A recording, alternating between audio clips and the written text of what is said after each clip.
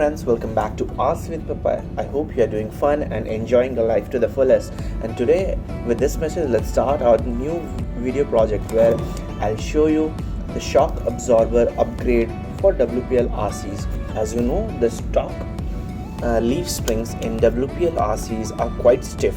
So I have installed these new metal leaf springs which gives better flexibility and also looks better. This shock absorber flexes in two ways. One is the leaf spring and second is this rotating link.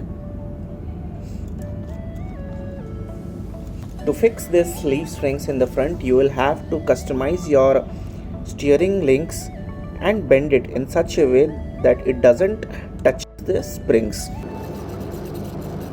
These leaf springs are around $16, which could have been much cheaper, but this actually increases the performance of this truck a lot. This is the side-by-side comparison of the new leaf springs and with the old leaf springs. As you can see, the height has increased with the new leaf springs. These springs are quite hard and very stiff, while these new leaf springs are quite flexible. Another suggestion I would like to give you is to upgrade these wheels with the metal ones or put some counterweights like this, so it will allow the tires to stick properly to the ground and flex the springs better.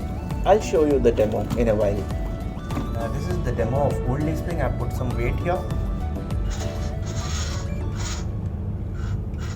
So as you can see, the flex is actually very less. So now let's test this new leaf springs.